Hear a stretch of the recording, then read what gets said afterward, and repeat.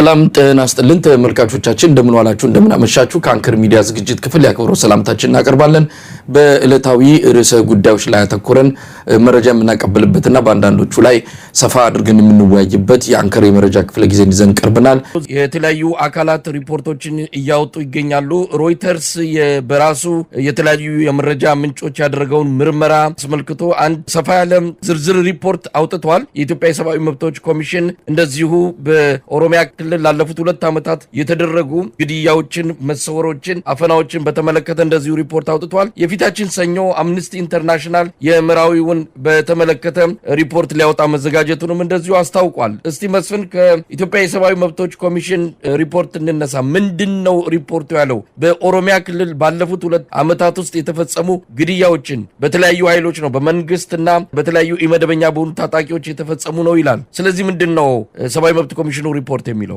በጣም ተግራሎ መሳይ በኢትዮጵያ ሰብአዊ መብት ኮሚሽን አይ ቲንክ በጣም ዲቴል የሆኑ እንትኖች ነው ያቀረበው ዲቴል ብቻ ሳይሆን እያንዳንዱን የሰብአዊ መብት ጥሰት ሰዎቹን ስም ዝርዝርም ያለባቸው እንትኖች አሉ ቦታዎቹን ጊዜዎቹን ጠቅሶ በቁጥር አስቀምጦ ነው እንዴውም ብዙም በቃ ለማንበብም ቀላል የሆነ እንትን ነው በጥሩ ሪፖርት ላይ ያቀረቡት የሰብአዊ መብት ኮሚሽኑ ማለት ነው እና አብዛኛው ኦሮሚያ ክልል ላይ ነው በ2 ዓመት ጊዜ ውስጥ ነው ከ2014 እስከ 2016 ማለት ነው አብዛኛዎቹ ጥሰቶች የተፈጸሙት በመንግስት ኃይሎች ነው እዚህ ላይ እንትን የሚለው በመንግስት ኃይሎች ሲባል አንደኛው የመከላከያ ኃይል ሁለተኛው የኦሮሚያ ክልል ልዩ ኃይል ፖሊስ እና የመስተዳደር አካላት ናቸው እነዚህ አካላት ሰዎችን የኦሮሞ ነጻነት ግንባር ወይም ደግሞ የሸኔ ደጋፊዎች ናቸው በሚል ከህግ ውጪ ኤክስትራ ጁዲሻል ኪሊንግ እንደፈጸሙ እነዛን ቦታዎችን ጠቅሰው እንትን ብለዋል በኦነግ ሸኔ በሚባለውም የተፈጸሙ ደግሞ ግድያዎችም ጠቅሷል እዚህ ላይ 1 2 3 ምሳሌዎችን አቅርቦ አሁን በቅርብ ከናዝሬት ወደ ወለንጭቲ ሰዎች በመኪና ሲሄዱ የተገደሉት እንትን ብለዋል መርቲ አርሲ ውስጥ የተፈጸመውን ግድያ ዘርዝረዋል ዝርዝር ነገሮች እንትን ብለዋልና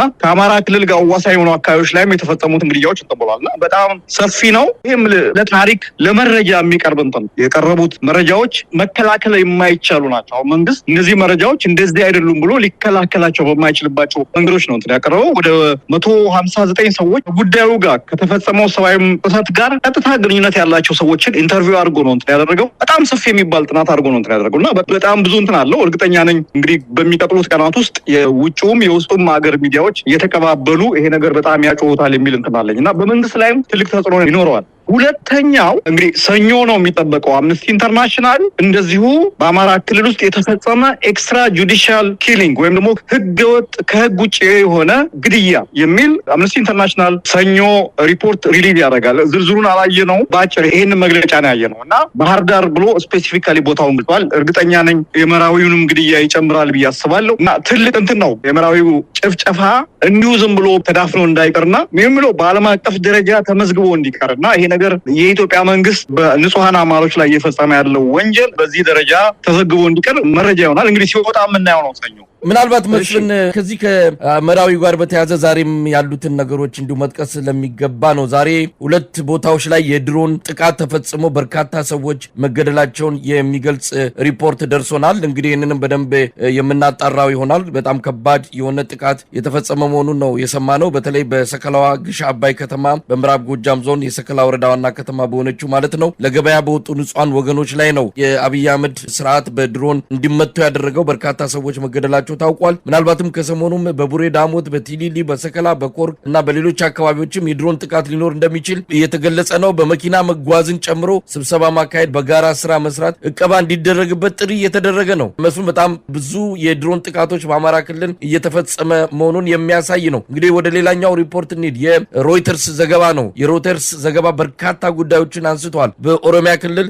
ሚስጥራዊ የሆነ ኮሬ ነገኛን የሚባል ተቋቁሞ በተለያዩ ኮሚቴ አባላት ያሉበት ከሽመልስ አብዲሳ ጀምሮ ፍቃዱ ተሰማ የአራርሳ ምርዳሳ እነዚህ የኦሮሚያ ክልል ባለስልጣናት የሚመሩት ሚስጥራዊ ኮሚቴ እንዳለ ነው የገለጸው ሰፊና ድብቅ የሆኑ ነገሮችን ያጋለጠ ነው እስቲ ስለዚህ ሪፖርት ምን ማለት ይቻላል እኔ በእውነት ይሄኛው በጣም ትልቅ ክብደት የሚሰጠው ሪፖርት ነው ሮይተርስ ነው ሮይተርስ ማለት በቀላሉ የሚታይ የዜና ምንጭ ወይም ደግሞ የዜና ማሰራጫ ተቋም ብቻ አይደለም ብዙ ኮኔክሽን አለው በአለም ላይ በጋዜጠኞችም በዚህ በኢንተለጀንስ በመረጃ ድርጅቶችም በኢንተለጀንስ ኮሚኒቲው አካባቢ በጣም እንትን ያለው ነውና በጣም ሰፊ የሆነ ሪፖርት ነው ከዚህ ቀደም ስንለው የነበረው ነው የኦሮሚያ ክልል ውስጥ ከፌደራል መንግስቱ እውቅና ውጪ አቻ የደህንነት መስሪያ ቤት የደህንነት ስትራክቸር ተቋቁሟል እንለው የነበረውን ነገር ነው ኮንፈርም ያደረገው። ይሄ ኮሬ ነገኛ የሚለው እንትን በቃ ኦልሞስት አሁን ኦሮሚያ ክልል ውስጥ የሚፈጸሙትን በነገራችን ላይ ይሄ እንግዲህ የነሱ ጥናት ነው እንትን የሚለው እኛ ግን በተለያየ መንገድ ከዚህ ቀደም እንሰማቸው የነበሩ ከኦሮሚያ ክልል አልፎ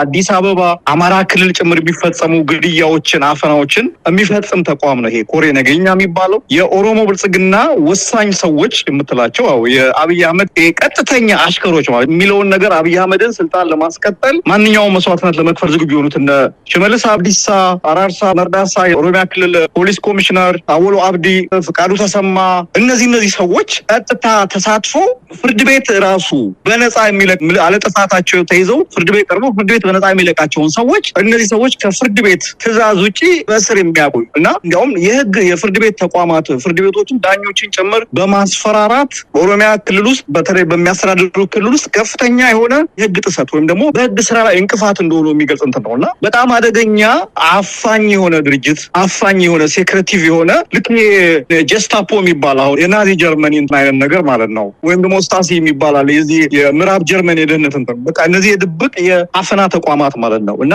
ኢትዮጵያ ውስጥ ከዚህ ቀደም ያው በጭምጭምታ በእንትን ሲባል የነበረው ነገር አሁን በመረጃ ይሄ ተቋም እንዳለ ህልውና እንዳለው በነገራችን ላይ ሮይተርስ ብዙ ምንጮችን ጠቅሶ ነው ያደረገው። ኦሮሚያ ክልል ውስጥ ይሰሩ የነበሩ ሰዎችን ከመንግስት የወጡ ሰዎችን አሁንም ኦሮሚያ ክልል ውስጥ ሆነው የዚህን ተቋም እንቅስቃሴ የሚያውቁ ሰዎችን ኢንተርቪው አድርጎ ነው ያወጣውና ምን አስደንጋጭ ነው። የአብይ አህመድ መንግስት ኢትዮጵያን እያስተዳደረ ያለበት መንገድ የሽብርና የአፈና ሰዎችን አላግባብ በመሰወር ህገወጥ በሆነ መንገድ ህይወታቸውን እንዲያጡ በማድረግ በማፈናቀል ይህ የምናያቸው ነገሮች በሙሉ በዚህ ተቋም በተቀናጀ መንገድ እንደሚሰራና በዚህ ደግሞ አብይ በቀጥታ እጁ እንዳለበት የሚል ነውና አጋጣሚው ምን ይሁን አላውቅም ብቻ ይሄውን የኢትዮጵያ ሰብአዊ መብት ኮሚሽን ሪፖርት ይሄውን የሮይተርስ ሪፖርት አሁን ሰኞ ደግሞ የሚወጣው አምነስቲ ሪፖርት በጣም በአንድ ነው ተከታትለው የወጡትና ምን እንደታሰበ አላውቅምና የአብይ አህመድ መንግስት ምናልባት ገበናውን የሚያጋልጥ በሰብአዊ መብት ይዘት ያለበትን ደረጃ ይፋ የሚያደርግ ሪፖርት አድርጌ ነው የማየውና በጣም ብዙ ሊባልለት ይችላል። ምናልባት አንደኛን ክስተት እስቲ እንመልከተው። በተለይ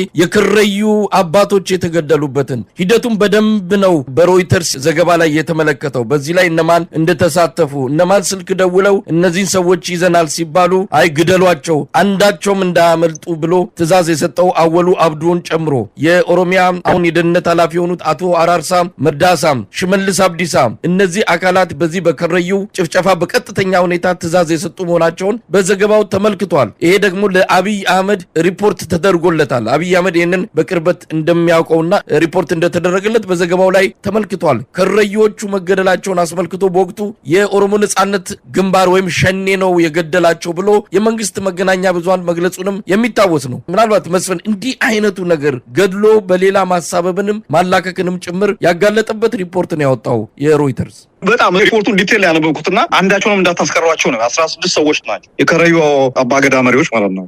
ከዚህ ቀደም በየትኛውም ስርዓት እንደዚህ አይነት ባህላዊ መሪዎች እንዲህ ባለ መንገድ በአሰቃቂ ሁኔታ የተገደሉበት ሁኔታ አይ ቲንክ ሰምተን የምናውቅ አይመስለኝ እና በጣም በሚገርም ሁኔታ እነዚህን ሰዎች ባህላዊ ስርዓት እየፈጸሙ ባለበት ሁኔታ የክልሉ መስተዳድር የክልሉ ጸጥታ ኃይሎች ሄደው ብዙ ነገሮችን በቀላሉ መፍታት እየተቻለ አንዳቸውንም ሳይቀሩ እንዳለ ባሉበት ባህላዊ ስርዓት እየፈጸሙ ባሉበት ሁኔታ እንደጨፈጨፏቸው ያ ብቻ አይደለም ደግሞ ያ ብቻ ሳይሆን ያንን የተፈጸመን ወንጀል ቀጥታ ነው የኦሮሚያ ክልል ምክትል ፕሬዚዳንት የነበረው አወሎ አብዶ ደውሎ ለመገናኛ ብዙሃን ኦነግ ሸኔ ነው ብላችሁ ሪፖርት አድርጉ ብሎ ትዕዛዝ እንደሰጠ ይሄ እኮ በጣም ይሄ በዓለም አቀፍ ፍርድ ቤት በዚህ በሰብአዊ መብት ላይ በደንብ በቂ ማስረጃ ሆኖ የሚቀርበው ዲቴይሎቹ ይገርማል። እንዴት እንዳደረጉ ትዕዛዙ እንዴት ሲፈጽሙ እንደነበረ መቼም ንጹሃንን ደም በዚህ ደረጃ አፍሰው እንደዚህ ከንቱ ሆኖ ደመከልብ ሆኖ እንዳይቀሩ የሚያደርግ እንትን ነው። ዲቴይሉ በጣም ይገርማል። ብዙ ሰው ሊያነበው የሚገባ ነው።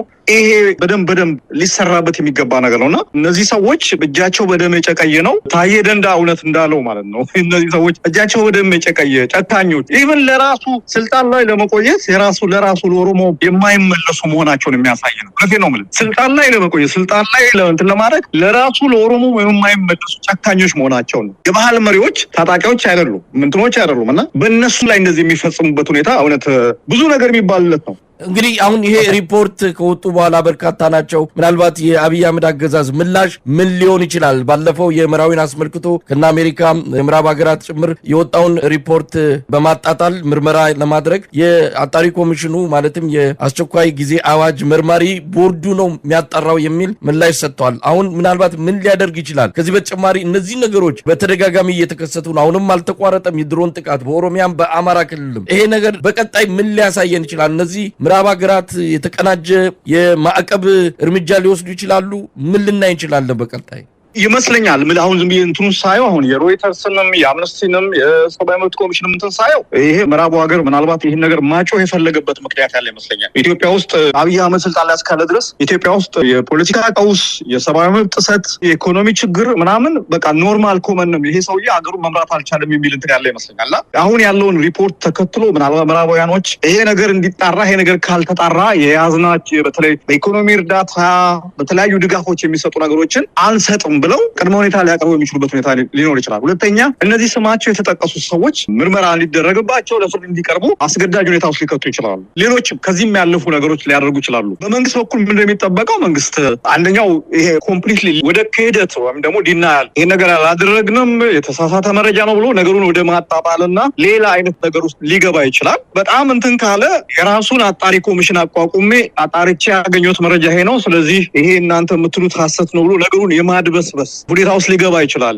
አብይ አህመድ እንደምታየው እሱ ሳያውቀው ይሄ ነገር አይፈጸም የሚል እምነት የለኝም። እነ ሽመልስም በል ምንም በል ኢትዮጵያ ውስጥ በነገራችን ላይ ከመቼውም ጊዜ የበለጠ ስልጣን ወይም ደግሞ ይሄ ወሳኝ የፖለቲካው በማንኛውም ነገር ላይ የመወሰን ነገር በአንድ ሰው እጅ የገባበት ጊዜ ቢኖር ያሁኑ ነው። መቼም እንደዚህ አይነት ነገር ሆኖ አያውቅም እና አብይ አህመድ ሳያውቀው አብይ አህመድን ይሁንታ ሲያገኝ የሚፈጸም ነገር የለምና እኔ አይ ቲንክ ቀጥታ ተጠያቂነት ስላለበት ይሄን ነገር ባለስልጣኖቹን እነ ሽመልስን እነዚህ ስማቸው የተጠቀሱን ሰዎች ለመከላከል ነው የተለያዩ ነገሮች የማደናገር ነገሮችን የማድበስበስ ግራ የማጋባት እርምጃ ሊወስድ ይችላል።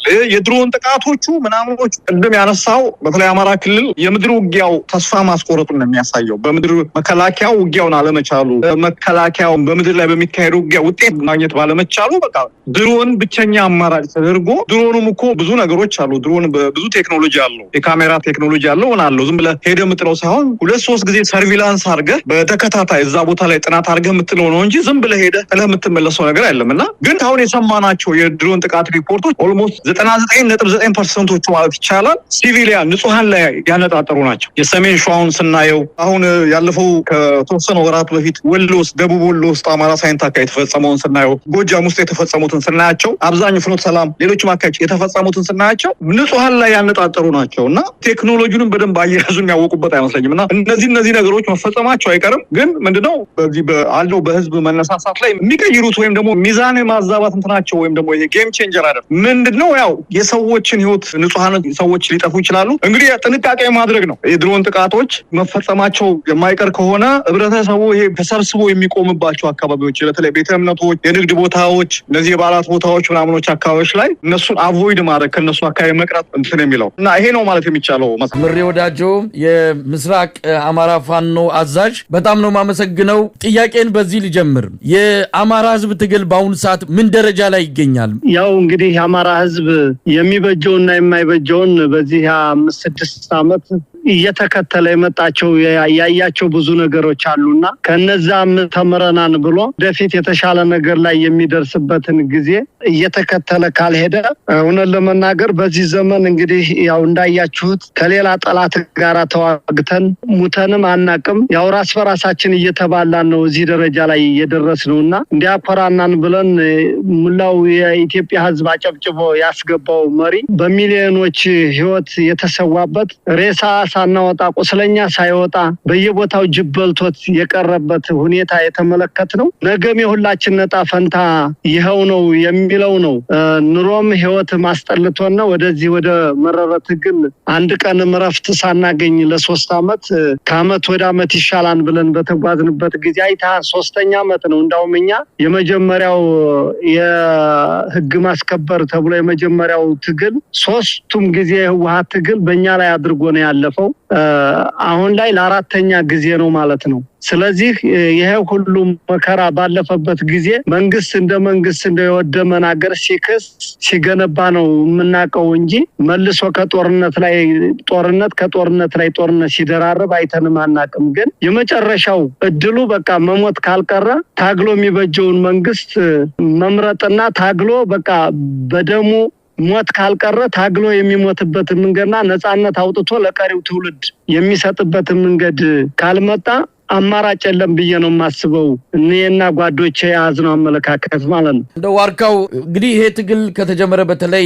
የአስቸኳይ ጊዜ አዋጅ በአማራ ክልል ላይ የአብይ አስተዳደር ካወጀ በኋላ ከፋኖ ባሻገር የአማራ ህዝብ በሙሉ ነው ተነስቶ ትግሉን የተቀላቀለውና እንደው ለውጡን እንዴት መገንዘብ ይቻላል? የዛሬ 5 ወር በፊት የነበረውና አሁን ያለው ሁኔታን እንዴት መገምገም ይቻላል? እሺ አመሰግናለሁ። ያው እንደምትመለከተው ስለሱ ኪሳራውን ይሱ ነው የሚያውቀው።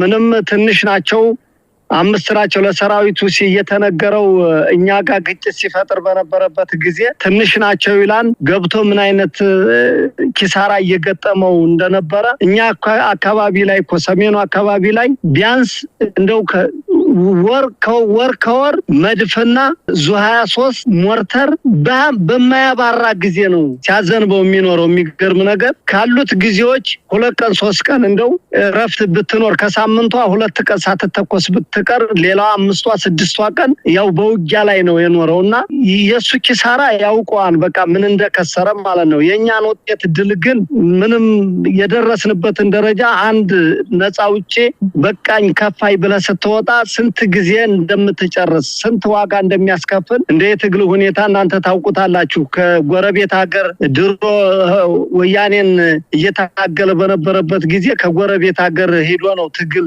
ተቆርቁሮ ከዛ ወጥቶ ወርዶ ስንት ሲባል የነበረው። እኛ ግን በዚሁ በራሳችን ሀገር በራሳችን ተራራ መድፍ ዙ23 ድሽቃ ሞርተር 107 ከዛ የመጨረሻውን እድሉን ድሮን እስኪጠቀም ድረስ የደረሰው በራሳችን ሜዳ ላይ ስለገጠም ነው ማለት ነው። ስለዚህ ከዚህ በላይ ኪሳራ ለሱ ምንም ይመጣ ነገር የለም። ለኛ ደግሞ ከዚህ በላይ ለውጥ ይሄን ሁሉ ውጊያ ተቋቁመ ከዚህ ደረጃ ከደረስክ ነገ ምን ይቀራል ማለት ነው። ከጊዜ ወደ ጊዜ ሰራዊታችንንም ዕውቀቱም ልምዱም ለ3 አመት የወሰደው ልምድ ከዚህ በኋላ ተናቦ አንድ ግንባርን ፈጥሮ ከሄደ ምንም ሊያቆመው የሚችል ኃይል አይኖርም ብለ ነው የምታስበው። ያለው መናበብ ትንሽ ነገሮች ናቸው የሚቀሩት። በእኛ ላይ ትንሽ ጊዜ 8 ወራችን ከጀመርነ ይሄን ውጊያ በ8 ወር ውስጥ ሙሉ አማራ ክልል ተራራዎችን ተቆጣጥረ ስትፈልግ ከተማዎችን ገብተ መፈልገውን ሰርተህ እየወጣህ ይሄን ያስክ ማለት ከዚህ የበለጠ ሌላ ለውጥ ምንም የምትጠብቀው ነገር የለም። ነገ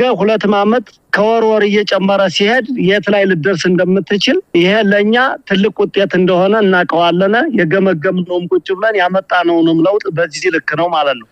የተወሰናችሁ የተቆጣችሁ በደሉ ያንገበገባችሁ መሳሪያ ነፍጥ አንግባችሁ ጫካ ወረዳችሁ ወይስ ህዝቡም ከናንተ ጋር እየተዋጋ ነው ከናንተ ጋር መስዋዕትነት እየከፈለ ነው? በአጠቃላይ ትግሉ የአማራ ህዝብ ትግል ነው ብለን መደምደም እንችላለን? አዎ እንግዲህ ሁሉም በትግል ላይ ተዋግቶ ሁሉም ይዋጋን ማለት አይደለም። አንተን የመሰለው የመረረው ችግሩ የገባው የተረዳው ከኛ ጋር ነው። ሌላ ደግሞ ጥቅም ያሸነፈው ያው ጥቅመኞች ጋር ሆኖ ከሁለቱም ወገን ሆኖ የሚዋልል አለ። አብዛኛው ግን ሙሉ በሙሉ በሚባል ደረጃ ላይ በቃ ፋኖ ላይ ተቀላቅሎ ጎኑ ላይ ሆኖ እየሰማነ የጎጃሙን የሸዋውን በሚገርም ሁኔታ ላይ ነው ያለው እንቅስቃሴ።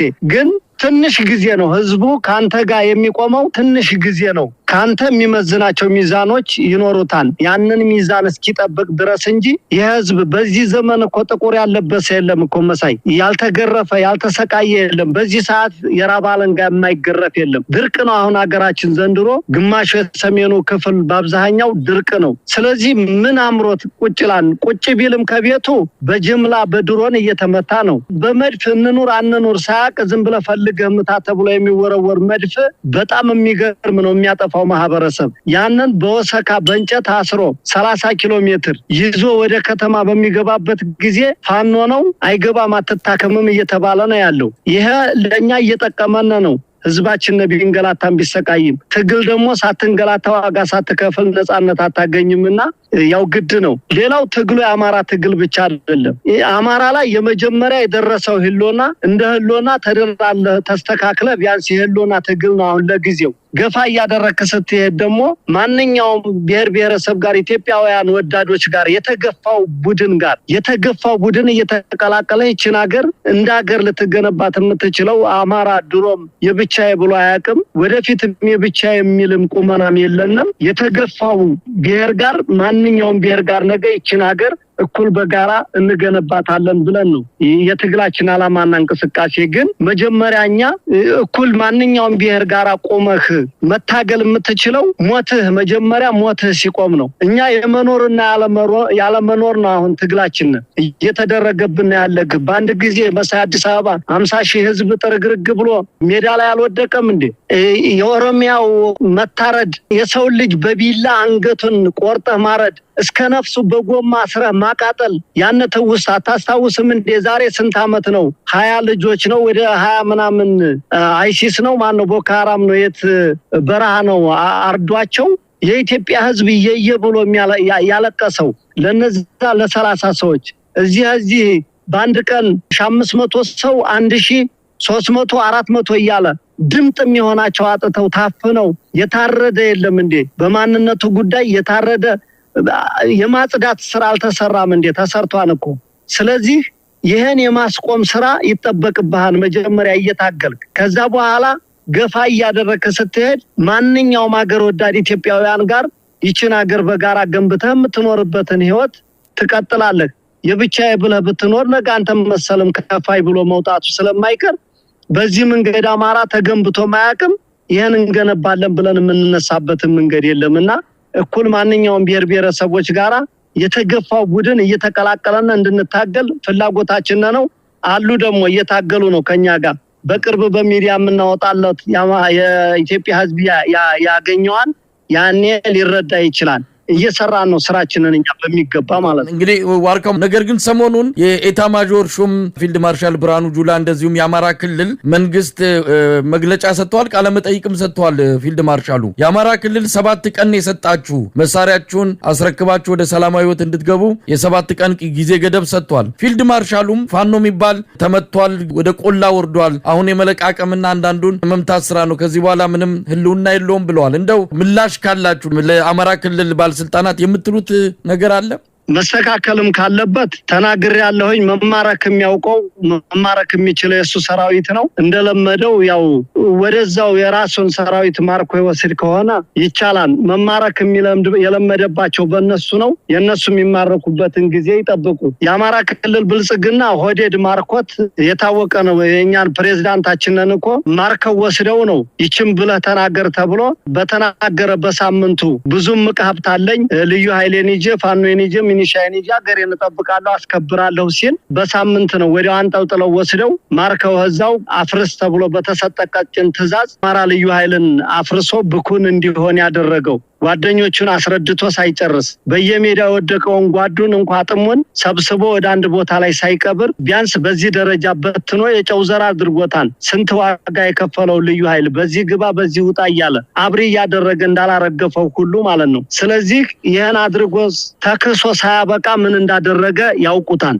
ስለዚህ መማረክ የለመደው ብልጽግና እሱ ያስቀመጣቸው አሻንጉሊቶች ናቸው። ከፈለገ እነሱን ማርኮ መውሰድ ይችላል። ተማርከውም እንግዲህ አማራንን የሚል አፋቸው ሞልተው የመናገር ሞራን የላቸውም። አንዴ የቆሙት ስለሆኑ እንደለመደው እሱን ወስዶ አዲስ አበባ እዛው በየሻይ ቤቱ ቁጭ ብሎ አፉን እየወረረው ዝንብ እየወረረው ነው እየዋለ ያለው። በአገሩ የማይኮራ ከየትም ሀገር ሄዶ መኩራት አይችልም። እንደለመደው እነሱን መውሰድ ይችላል።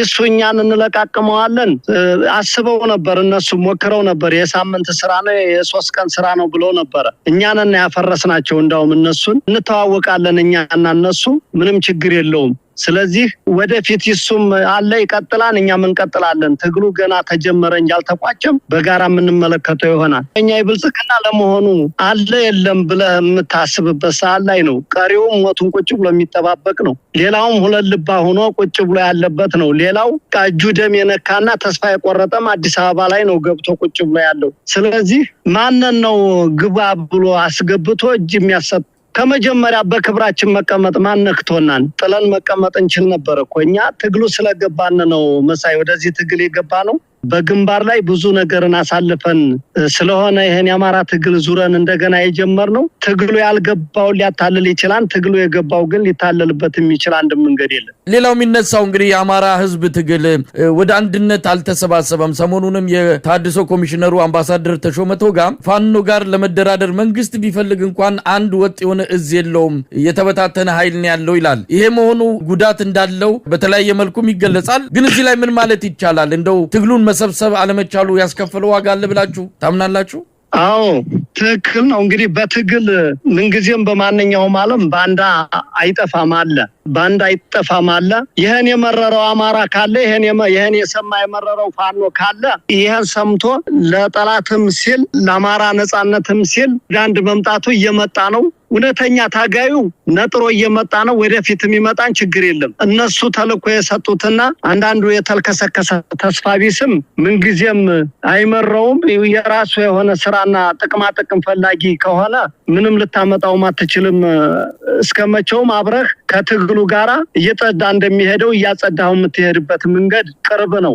ሁሉን እያበጠረ የሚሄድበት ጊዜ እየመጣ ስለሆነ ትንሽ ነው የቀረው በአንድ ጊዜ ሁሉም መምጣት አይችልም ከጀመርን ጀምሮ እስካሁን ያለው ስራ እንደኔ ትልቅ ውጤት ነው የቀረችው ትንሽ የመርፌ ቀዳዳ ታክል ነች ይችን ማስተካከል አይከብደንም አንድ ነን በአራቱ ማዕዘን እየተነጋገርን ነው የምንሰራው በውስጣው አንዳንድ ችግርማ ከመከላከያውም አለኮ ከነሱም አለኮ እየተፈረካከሰ እኮ ነው እየተማዘዘ አይደለም እንዴ በሃይላንድ እየተወራወረ ይዋል አይደል እንዴ እየመራ ያለው ሀገር ምናልባት ዋርካው እንግዲህ ትግሉ አማራ ክልል ውስጥ ብቻ መወሰኑ የትግሉን ፍጥነት ገድቦታል ምናልባት ከአማራ ክልል ወጣ ብሎ ወደ ሌላው የኢትዮጵያ አካባቢ መሄድ ቢችል አንደኛ ስርዓቱንም የበለጠ ያሽመደምደዋል ሌላውም የኢትዮጵያ ህዝብ እየተሳተፈ ይመጣል የሚል ነገር ይነሳል እንደው ይሄን ማድረግ አልተቻለም ወይስ በሂደት ላይ ያለ ነው ወደፊት የሚጠበቅ ነው ለየሰራን ነው ሁሉን ነገር እኮ ሚስጥርህን በአደባባይ አይደለም የምታወጣው ስራህን እየሰራህ ነው የምትሄደው ሁሉ በአንድ ጊዜ በአንድ ቀን እንደው ዘሎ የፈለጉት ቦታ መግባት ይቻላል እንዴ ምን እየሰራን እንደሆነ የሚታወቅ ነገር ምን አለ ይሄ ነው ብለህ መናገር የማትችለው መንገድ አለ ግን ምን የሚያውቅበት መንገድ አለ በቃ የምንሰራበት መንገድ አለ ፊት ነው ለህዝባችን የምናስተዋውቀውና የምንገልጸው በዚህ አጋጣሚ እንደው የኢትዮጵያ ህዝብ አሁን ባላችሁበት የትግል ሁኔታ ላይ ምን እንዲረዳ ትፈልጋላችሁ በተለያየ ቦታ የኢትዮጵያ ህዝብ የናንተን ትግል በተለያዩ መረጃዎች በሚያገኘው ልክ ይሰማል ከትላንት ዛሬ ለውጥ አለ እንደው ምን እንዲረዳላችሁ ትፈልጋላችሁ የኢትዮጵያ ህዝብ የኢትዮጵያ ህዝብ እንዲረዳልን የምንፈልገው እስካሁን የፋኖ አመጣጡ ብዙ ቻሌንጆች እየገጠሙት ብዙ ጣውረዶች እየገጠሙት መጥቷል የመጀመሪያው ነገር በወሬ አንድ ነገር ሲሰማ በወሬ አለመፈታት ነው እውነታውን ነገር እስኪያገኝ ተረጋግቶ ከስራው አንድም ነገር ሳይጎል እንዲሰራ ግንዛቤ እንዲይዝ ማድረግ ነው የምናስተላልፈው መልእክት ሌላው ትግል ባንዴ አይደለም የሚመጣው ትግል በሂደት ነው ያሰብክበት ቦታ የምትመጣው ማለት ነው ስለዚህ ያንን ሂደቱን እየተጠበቀ ሁሉም የሚመጥነው መንገድ ከትግሉ ጎን ተሰልፎ አብሮ መጓዝን ነው እውነተኛ ታጋይ ደግሞ ማን ነው በአራቱ ማዕዘን እየለየ እየተከተለ መሄድ ነው በቃ ሌላው የኦነጉ ብልጽግና መንግስት ከመጣ ጀምሮ በቃ ደም ከመፍሰስ በቀር በዚች በኢትዮጵያ ምድር ላይ መሬትን በዛም በዚህም እየኮረኮመ መቀማት ከዛ ውጪ ደግሞ ነገ ተራ በተራ ነው ማጥፋት የሚፈልገው ይሄን ተራ በተራ የምንጠፋበትን መንገድ እንደው አንዴ ገብቶን ትግሉ ለአንዴና ለመጨረሻ አስወግደን ፍትሃዊ የምትሆንበትን ሀገር እንድንገነባ የሙላው ምሁራንና የኢትዮጵያ ህዝብ መልእክት ነው ማለት ነው ስለዚህ ይሄ የኦነጋዊ አስተሳሰብ ከመጣ ወዲህ ያየንበት እፎይ ብለን የተቀመጥንበት ነጋዴው ሰርቶ የኖረበት ባለሀብት ነኝ ብሎ የማይኮራበት በአደባባይ በጠራራ ፀሐይ በቃ አንድ ባለሀብት ታፍኖ ይሄን ያህል ሚሊዮን አንጣ የሚባልበት ጊዜ አይተንም አናቀም እስካሁን እንግዲህ ወዲያም እንዲህ አይነት መንግስት አይመጣም እስካሁን አለፈ ክፉ ስንላቸው የነበሩ መንግስቶች እኮ ይሄን አላደረጉ እንደው ፖለቲካቸውን የሚነካባቸውን ነው እንደው ሲገሉም ሲቆርጡም ሲያስሩም የኖሩት እንጂ እንደው ህፃናትንም እንደው በጅምላ ሁሉንም ነገር እንደው በአደባባይ በጠራራ ፀሐይ ቪዲዮ እየተቀረጹ እየገደሉ አይደለም የመጡት ሲገሉ እንኳን በድብቅ ነው እንደው ሁሉም ነገር እንደው ሲሰራ እንኳን ሴራ እንደው ተሰውሮ ነው ይሄ በአደባባይ ማን አለብኝ እንደው ሁሉን የኔ የሚል መንግስት በዚህ ዘመን አይተንም አናቅም በእኛ እድሜ አይተን አናቅም እንግዲህ ይሄ ተመችቶኛን የሚል ማህበረሰብ ካለ አላቅም እንግዲህ አልተመቸንም ያሉት ጋራ አንድ ሆነን ታግለን ይችን ሀገር በጋራ ነፃ ሆነህ በድህነት መኖር የትም ቦታ ላይ ተንቀሳቅሰ በአራቱም ማዕዘን የትም ቦታ ላይ መኖር ትልቅ ሀብት ነው ብዬ ነው ማምነው በቃ ያለ ነፃነት ሀብት ምንም የሚያደርገው ነገር ስለሌለ መልእክቴ ይሄ ነው ነኝ ሌላው የሚነሳው ነገር ውጭ ያለው ኢትዮጵያውያንን በተመለከተ ነው እንደው ምን መልእክት አላችሁ እንግዲህ እናንተ ወደ አንድነቱ ለመምጣት ብዙ ስራ እየሰራችሁ ነው በአንጻሩ እዚህ ያለው ማህበረሰብ እናንተን መደገፍ ብቻ ሚና ያለው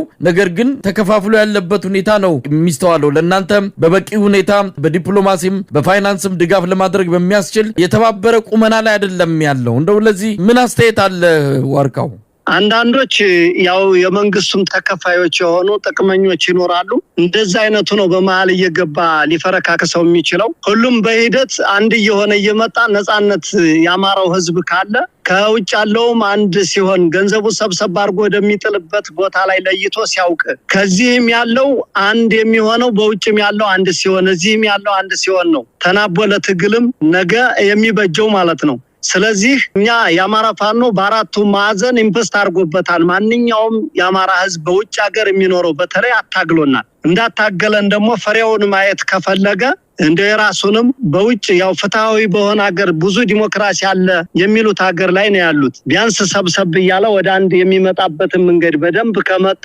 ትግራችንም የተፋጠነ ነው የሚሆነው በቃ ምንም የሚነጣጥልህም ነገር አይኖርም ማለት ነው ስለዚህ ከዛም ግሩፕ ሲይዝብህ እዚህም ግሩፕ የመያዝ አባዜ ያለ ከዛ ውጭ እንደው እዚህም ሆኖ በየጫካው ሆኖ እንደ አማራ ያለው ሁሉ እውነተኛ መስሎት እንደው ባይሸወድ ትክክለኛውን ነገር ያየ እንዲጓዝ ነው የምለው ማለት ነው በመጨረሻም ዋርካው ለኢትዮጵያ ህዝብ ለአማራ ህዝብ በአጠቃላይ ለዚህ ለተጀመረው ትግል ለሚደግፈው በሙሉ የምታስተላልፈው መልእክት ካለ እሺ አመሰግናለሁ እንግዲህ ለኢትዮጵያ ህዝብ ለደጋፊዎቻችንን በሙሉ ትግላችን ፍሬ ያፈራ ነው መቸኮል አያስፈልገንም ከቸኮልን ደግሞ ቶሎ ብለን ሁላችንም ወደ አንድ ሰብሰብ ብለን መጥተን ካጣደፍ ነው ምንም በቅርብ ጊዜ ነው ተንሳያችንን ልናይ የምንችለውና ማንኛውም ነገር ከጎናችሁ ሆናችሁ እየተከታተላችሁን የሚበጀውንም እየመከራችሁን ጥፋትም ካለ እንደው ይችን ብታስተካክሏት ይያለ የሚመክረን ማንኛውም ምሁራን ድምጡን አጥፍቶ የሚኖረው ያለው ወቅታዊ ትርምስ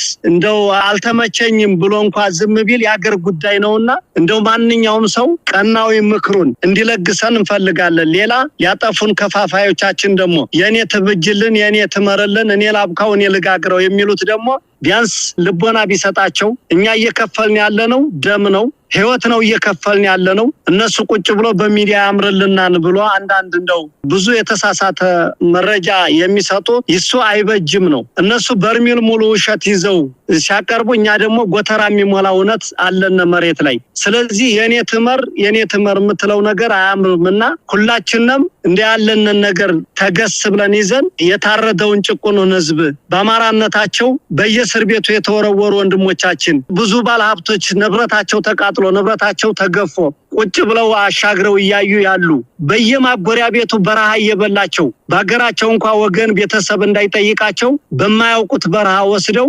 ህይወታቸው እንዴት ብሎ ቀዩ ጠቁሮ ምን ሆነው እንዳሉ ያየናቸው ነው ማለት ነው ለነዛ ስንል ነው የምንታገለውና ለታረዱት ወንድሞቻችን ስንል አማራ ክልል በአራቱ ማዕዘን ተፈናቃይ ታቅፋ ቁጭ ባለችው ሌላ ብሔር ብሔረሰቦችም አሉ ተጨቁነው ያሉ ለነዛ ነው የምንታገልላቸው ስለዚህ ለነዛ ሲሉ እንደው ሌሎችም ወንድሞቻችን ተገስ ብለው ክፉን ነገር ከምንተቻች ቢያንስ ቀናዊ ምክሩን እየተነጋገርነ ፍታዊ ወደ ሆነን መንገድ ብንሄድ እንደው ከሌሎች የተሻለ ትግል አመጣን ብለን ለማውራትም እኛም ሞራን ይኖርናል እነሱም የተሻለ ነገር አደረግን ብለው ሞራን የሚኖራቸው ቀና መንገድ ሲሄዱ ነውና መሰጠው መልእክቴን ይሄን ነው እንግዲህ ለወንድሞች ያለን በጣም ነው ማመሰግነው ዋርካው ምሬ ወዳጆ የምስራቅ አማራ ፋኖ አዛዥ እግዚአብሔር ይስጥልኝ መልካም ጊዜ እሺ እኔ ማመሰግናለሁ